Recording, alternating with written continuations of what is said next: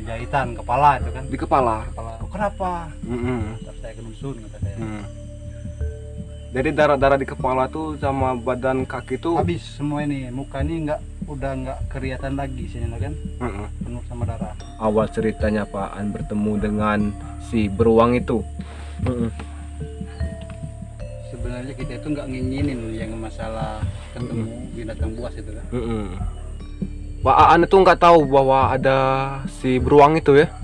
Nggak ada ya. Itu fajar, pagi, siang, apa sore, apa petang, pemalam kejadiannya itu? Fajar lah. Fajar. Fajar berarti ya.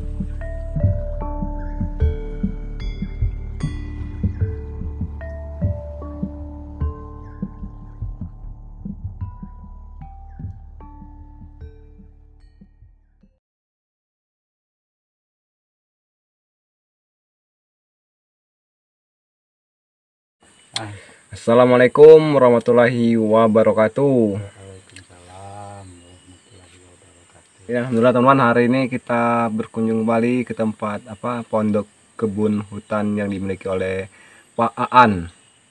Pak Aan, benar kan Pak Aan kan? Ini Pak Aan yang menarik cerita saya datang lagi ke sini Pak Aan ya. Waktu itu kan datang ke sini waktu musim durian, Pak Aan bercerita gitu kan. Pernah bertemu dengan beruang gitu kan, hewan buas di lahan kebunnya Pak Aan yang Pak Aan rawat saat ini kan. Jadi di sini kita ingin meminta pengalaman, meminta ilmu juga bagaimana sih cara menghadapi hewan-hewan yang saat mendatangi kita itu kan, mencoba melukai kita. Bisa diceritakan terlebih dahulu tuh Pak Aan, awal ceritanya Pak Aan bertemu dengan si beruang itu. Gimana ya? Sebenarnya kita itu nggak nginginin yang masalah ketemu binatang buas itu kan. Tapi yang namanya juga pertemuan hidup. Sampai kita tidak ingin, tapi Tuhan memberi, istilahnya itu ujian kepada kita kan, bahwa kita itu balak jodoh maut itu kan, rezeki itu ada di tangan Tuhan. Jadi di situ kita itu menyimpulkan, istilahnya itu bahaya itu tidak bisa dipungkiri, dihindarkan istilahnya kan. Itu yang semua itu kan kita dikuasa oleh Maha Kuasa kan. Itu waktu pertama itu Pak Aan itu nggak tahu bahwa ada si beruang itu ya? Nggak ada ya. Itu fajar, pagi, siang, apa sore, apa petang, pemalam kejadiannya itu? Fajar lah. Fajar Berarti ya. Itu masuk di musim durian apa nggak ada musim durian itu? Durian baru mau masak. Durian mau matang, baru panen ya? Baru mau tampil matang ya. Tapi udah ada jatuhnya satu-satu. Semalam itu paling 2-3. Jadi jatuhnya itu di mana durian itu Pak? Jatuh durian itu di bawah pohonnya. Jadi kita nggak tahu kalau di situ ada binatang buas kan. Dulu lahan kebunnya Pak An ini masih dibilang banyak apa namanya itu Belukar. belukar. Oh, Iya. masih ini masih apa banyak pohon-pohon besar itu. Belum begitu terawat. Belum tentu terawat. Lain dengan sekarang kan, bagaimana caranya kita harus lihat di kebun supaya binatang buas itu jauh-jauh udah kelihatan sama kita kan. Waktu itu masih dihalangi dengan banyak bambu-bambu itu kan. Jadi kesempatan si hewan itu untuk membuat sarang sana ya Pak ya.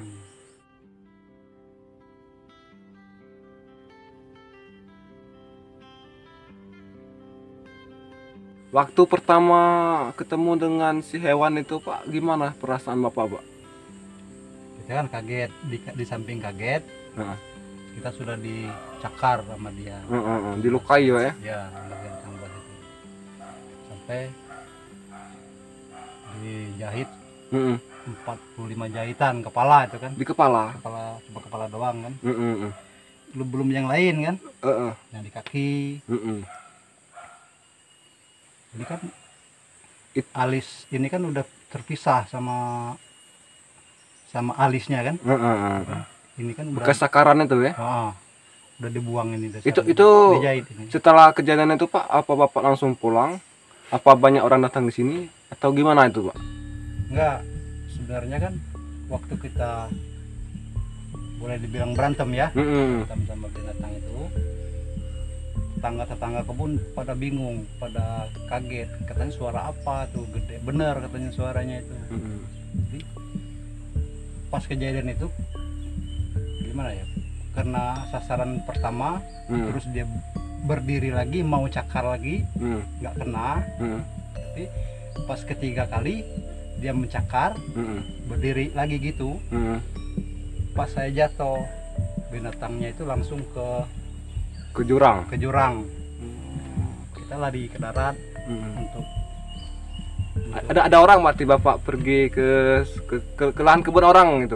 Lari, pokoknya lari itu melarikan diri dulu untuk selamatan. Lari. Pas kita muter ke sini lagi kan, di sini kan ada yang tetangga juga jadi kebun, dia punya motor. Terus saya panggil orangnya kan, dia kaget, kok kenapa? Terus saya ke dusun kata saya. Jadi darah-darah di kepala tuh sama badan kaki tuh habis semua ini, muka ini udah nggak kelihatan lagi sini kan, penuh sama darah. Darah semua.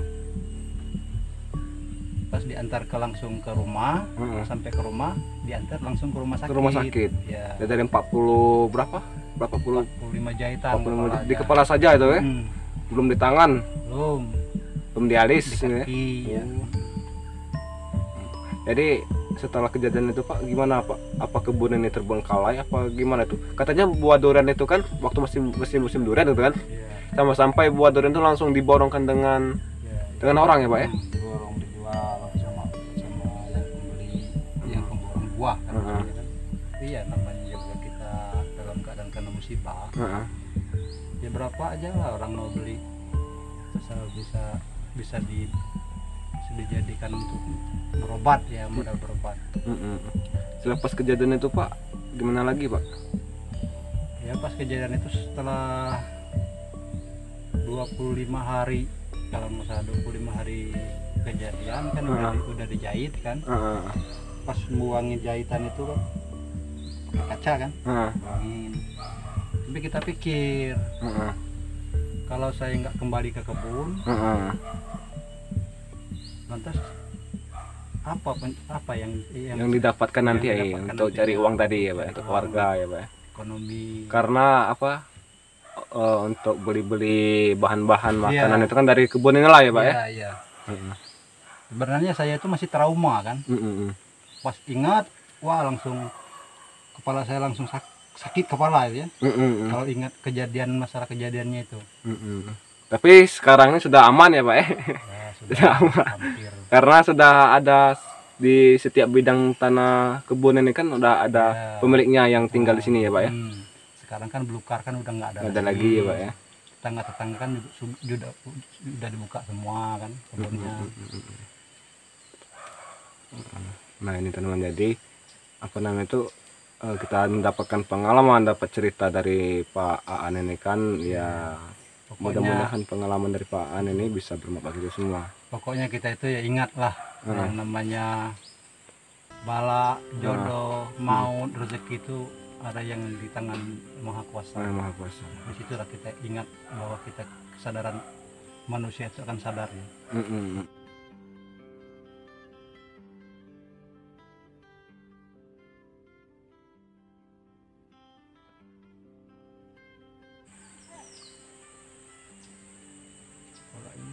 Nah, jadi teman-teman, alhamdulillah kita di sini dapat cerita, dapat pengalaman dari Pak Aan. Jadi sampai Pak Aan ini kan trauma ya Pak ya atas Trauma, kejadian ya. itu Pak ya. Ya, trauma. Sampai sekarang juga kalau teringat kan, gitu ya Pak ya. Ya hampir nggak sadarkan diri lah Waktu itu. kalau ingat waktu masih trauma pas belum.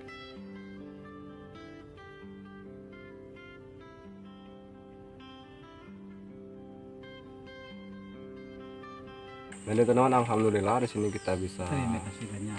dapat cerita dengan Pak Aan ini. Mudah-mudahan cerita Pak Aan ini bisa bermanfaat bagi kita semua gitu kan.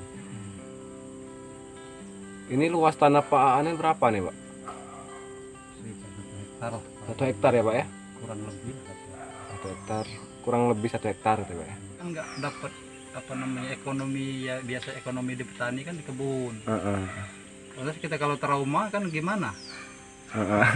Nggak balik ke kebun lagi ya, terus apa ekonomi kita?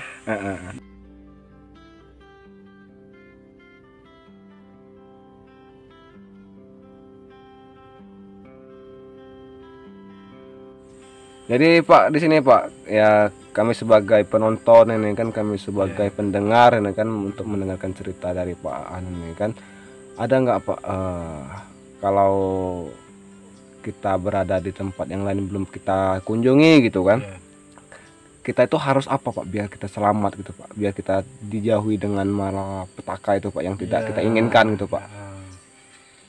Yang namanya musibah kan, malapetaka itu kan, ya itu tadi bala, rezeki, jodoh, maut itu ada di tangan Tuhan. Tidaknya kita minta mohon perlindungan lah kepada Maha Kuasa, kepada Tuhan itu kan, supaya walaupun kita maut juga, tapi yang namanya kita udah berlindung kepada Yang Maha Kuasa, mungkin dijauhkan mungkin oleh Maha Kuasa, setidaknya kan dijaga ya Pak ya. Ya paling tidak kita hati-hati lah. Hati-hati ya Pak. Ya benar-benar. Jadi setelah kejadian itu ya Pak Aan juga mendapatkan pengalaman ya Pak ya. Dapatkan juga ilmu kan gitu kan selepas kejadian itu. Ya, pokoknya kita masuk yang namanya di kebun ya harus waspada lah. Waspada ya Pak ya. Namanya juga kebun di hutan ya Pak ya. Banyak sekali yang tidak kita inginkan gitu ya Pak ya. Atas kejadian-kejadian yang ditimpa seperti Pak Aan tadi diserang oleh beruang tadi ya Pak.